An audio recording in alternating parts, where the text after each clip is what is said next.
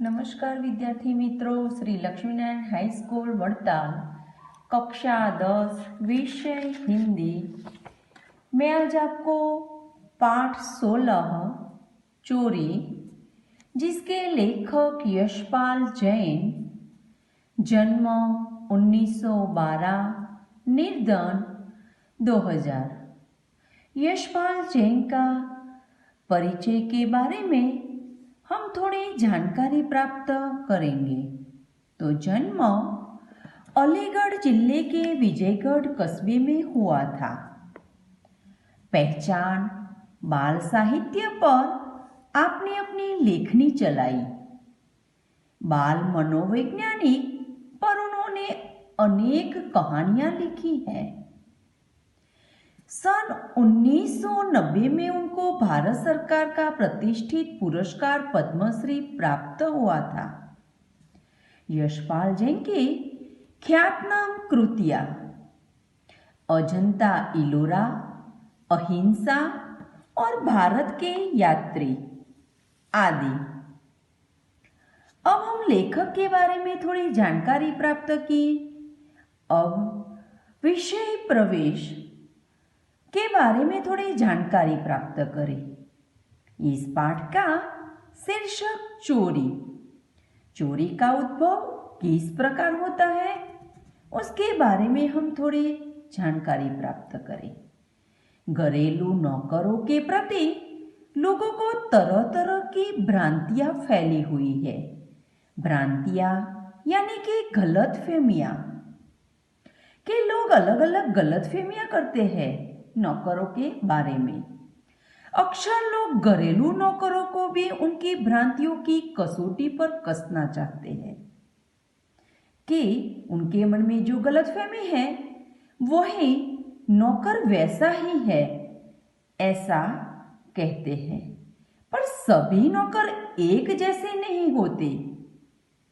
यदि हम घरेलू नौकरों के साथ अपने घर का अंग मानकर उनके साथ आत्मीय व्यवहार करें, अंग यानी कि अपने घर का एक मानवीय हिस्सा है, ऐसा मानकर उनके साथ अपनापन का व्यवहार करें और हम जो खाते हैं वह नौकरों को भी खाने को भी दे, तो यह उद्भव नहीं होता।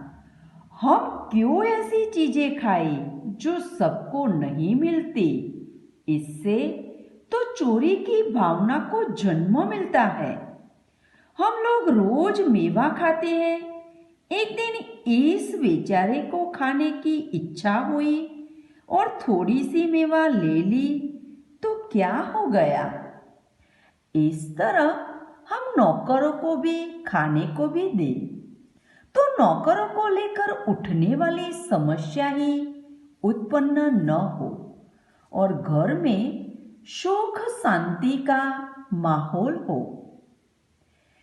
इस कहानी के द्वारा यही संदेश दिया गया है। हम पाठ के सारांश को जाने इससे भी पहले थोड़ी बात कर लें कि नौकर हमारे घर परिवार का अंग होते हैं। हमें उसके साथ आत्मीय व्यवहार करना चाहिए। हम जो खाते हैं वह नौकरों को भी मिलना चाहिए, तो यह उद्भव नहीं होगा। आत्मीय और सौंदर्यपूर्ण यानी कि मानवीय और सौंदर्यपूर्ण वातावरण से घर में सुख और शांति और आनंद रहता है और यही इस कहानी का संदेश है। कहानी के बारे में थोड़ी जानकारी प्राप्त करें तो मालती ने बरामदे में बैठकर देखा कि बिंदु झाड़ू पर कूड़ा रखकर कमरे से बाहर निकला।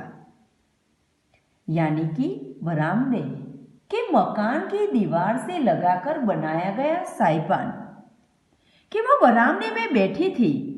उसने बिंदु को झाड़ू पर कूड़ा रखकर कमरे से बाहर निकलता देखा।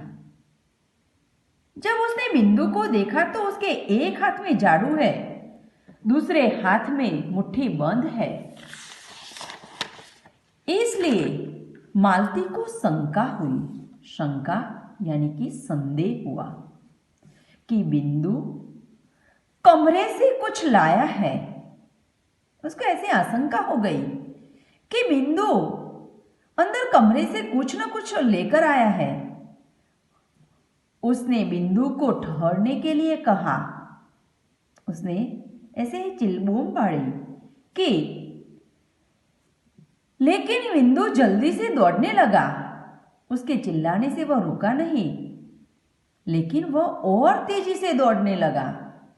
और मालती ने नंदन से कहा, जल्दी जाओ, बिंदु मुट्ठी में दबाए कुछ ले गया है।